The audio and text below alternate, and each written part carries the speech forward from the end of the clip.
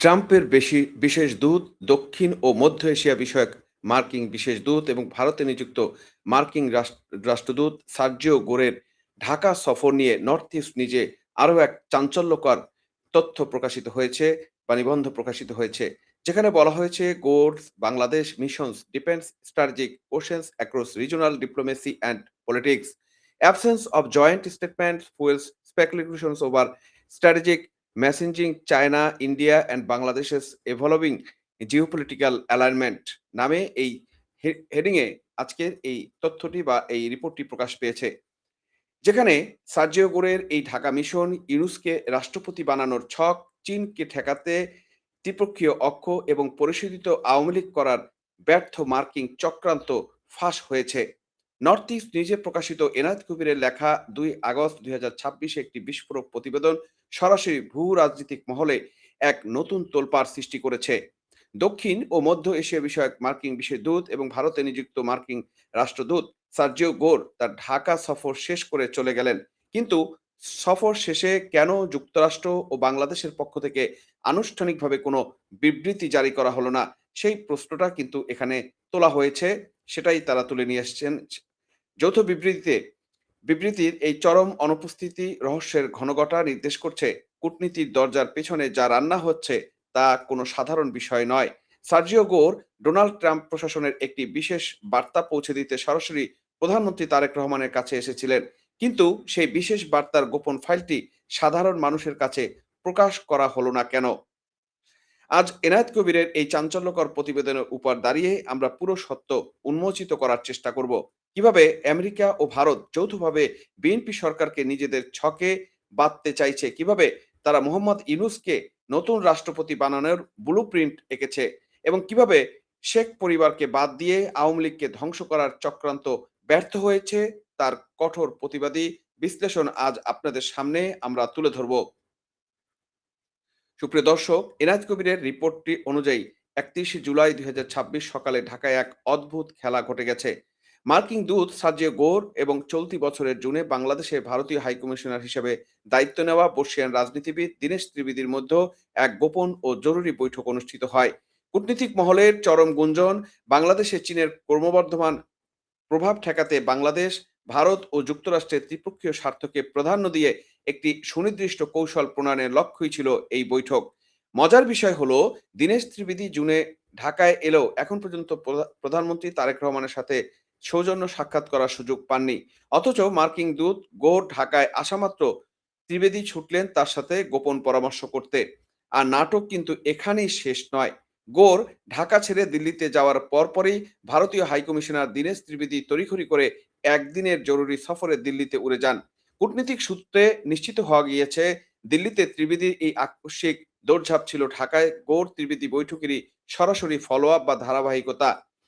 অর্থাৎ ঢাকার মাটিতে আমেরিকান ও ভারতীয় যে মাস্টার প্ল্যান বা আলোচনা হয়েছে বা সাজানো হয়েছে তার বাস্তবায়ন পরীক্ষা করতে এখন নয়াদিল্লিতে চলছে আরেক আলোচনা।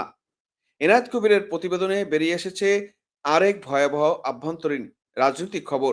গোরের বাংলাদেশ সফর শেষে দিনেই অনুষ্ঠিত এই বিএনপি স্থায়ী কমিটির এক চরম গুরুত্বপূর্ণ বৈঠক অনুষ্ঠিত হয়। সূত্রের খবর, গোরের ঢাকা অবস্থানের সাথে সেই বিএনপি বৈঠকের সরাসরি গভীর সংযোগ ছিল বলে বিশ্বস্ত সূত্রে নাকি খবর পাওয়া গিয়েছে। সেই বৈঠকে ঠিক কি নিয়ে আলোচনা হয়েছে সেটা কি আপনারা জানেন?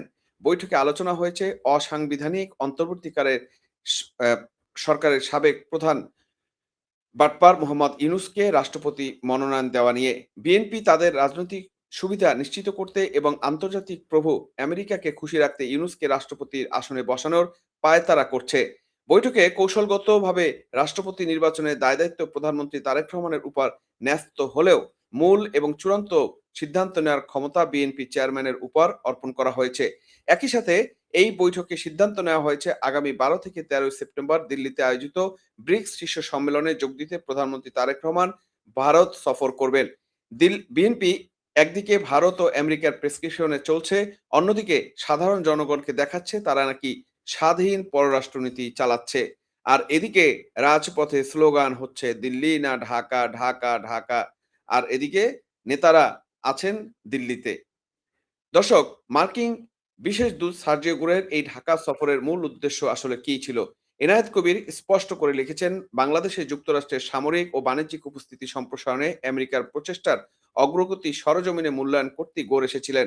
এছাড়া বিএনপি সরকারের চীনামুখী পররাষ্ট্রনীতি পর্যবেক্ষণ করা, ঢাকায় তাদের তথাকথিত অন্তর্ভুক্তিমূলক রাজনীতি এবং অন্তর্ভুক্তিমূলক গণতন্ত্রের মতো আমেরিকান যে ড্রাগ খাওয়ানোই ছিল গোরের মূল আসল এবং উদ্দেশ্য, যেটা এখন বাংলাদেশে চরম বাস্তবতা। কারণ অন্তর্বর্তীমূলক রাজনীতি যদি এই বাংলাদেশে এখন বাস্তবায়িত না হয়, তবে এখানে আমেরিকার যে ইনভেস্টমেন্ট বা তাদের যে প্ল্যান আছে সেটাও ব্যর্থ হয়ে যাবে। কারণ বড় একটা ইনক্লুসিভ সমাজ ব্যবস্থাকে, একটা রাজনৈতিক দলকে বাদ দিয়ে যে রাষ্ট্র ব্যবস্থা চলে সেখানে কোনো অর্থনৈতিক উন্নয়ন এবং কূটনীতিক উন্নয়নও হতে পারে না। কিন্তু এই সফরকালে বাংলাদেশের রাজনৈতিক অঙ্গনে সবচেয়ে চটকদার যে প্রশ্নটি ঘুরে বেরিয়েছে তা হলো, পাকিস্তান যদি একই সাথে চীন ও যুক্তরাষ্ট্র উভয় পরাশক্তির সাথে চমৎকার সম্পর্ক রেখে চলতে পারে, তবে বাংলাদেশ কেন পারবে না? আর এতে ভারতীয় বা এত আপত্তি কেন হবে? বিএনপি, এনসিপি রাজনৈতিক দেউলিয়াত্ব একটু দেখুন। নিজেদের অর্থনৈতিক ও রাজনৈতিক ক্ষমতা অর্জনের বদলে তারা পাকিস্তানের ছক অনুসরণ করতে চায়। অথচ তারা ভুলে যায় পাকিস্তান একটি জঙ্গি সন্ত্রাসী দেশ এবং তাদের ভূ-রাজনৈতিক অবস্থান সম্পূর্ণ ভিন্ন। বিএনপির এই অনুকরণ প্রিয়তা ও আমেরিকার ধামাধারার রাষ্ট্রনীতি দেশকে এক ভয়াবহ আন্তর্জাতিক ডাকাতের ডাকাতের হাতে সঁপে দিচ্ছে। দর্শক, এনায়েত কবিরের প্রতিবেদনের শেষ বাক্য যে পরম সত্যটি উন্মোচিত হয়েছে তা বিএনপি, জামাত, এনসিপি, ওয়াশিংটনের গালে এক বিশাল থাপ্পড়। প্রতিবেদনে স্পষ্ট করা হয়েছে, গোরের এই সফরকালে যুক্তরাষ্ট্র শেখ পরিবারকে বা শেখ হাসিনা বলয় যেটা আছে সেটাকে বাদ দিয়ে একটি পরিশোধিত আওয়ামী লীগ গঠনের যে দীর্ঘদিনের এজেন্ডা নিয়ে হাঁটছিল তা বাস্তবায়নে তারা নির্মমভাবে ব্যর্থ হয়েছে। শেখ হাসিনাকে বাদ দিয়ে বাংলাদেশে আওয়ামী লীগের বা রাজনীতির কোনো অবস্থান এখন আর নেই, সেটা আমেরিকা বুঝতে পেরেছে। আমেরিকা চেয়েছিল বাংলাদেশের একমাত্র ঐতিহ্যবাহী ও স্বাধীনতা সংগ্রামের নেতৃত্বকারী দলকে ভিতর থেকে বিভক্ত করে শেখ বলয়কে বাদ দিয়ে নিজেদের অনুগত একটি পুতুল আওয়ামী লীগ দাঁড় করাতে, যাতে বিএনপি সহ তাদের দোসরদের স্থায়ী ক্ষমতায় রাখার পথ সুগম হয়। কিন্তু বাংলার মাটি ও মানুষের ইতিহাস ওয়াশিংটন অত সহজে অনুধাবন করতে পারে না। তাদের সেই ষড়যন্ত্রের ব্লুপ্রিন্ট ঢাকায় এসে ধূলিসাৎ হয়ে গিয়েছে। সার্জিও গোর বিএনপি, জামাত, এনসিপি ও ব্যবসায়ী সম্প্রদায় নেতাদের সাথে বৈঠক করবেন বলে ড্রাম পিটানো হলেও শেষ পর্যন্ত সেই বৈঠকগুলো অনুষ্ঠিত হতে পারেনি। গোর শুধু রোহিঙ্গা সংকট দেখাতে ১২ সদস্যের বহর নিয়ে কক্সবাজার গিয়েছিলেন। দর্শক, এই যখন অবস্থা, এই অবস্থায় আমরা বলতে চাই, এনায়েত কবিরের প্রতিবেদন একটি পরিষ্কার প্রমাণ করে দিয়েছে এটি যে সার্জিও গোরের ঢাকা সফর কোনো সাধারণ সফর ছিল না। এটি ছিল একটি গভীর ভূ-রাজনৈতিক ষড়যন্ত্রের ছক।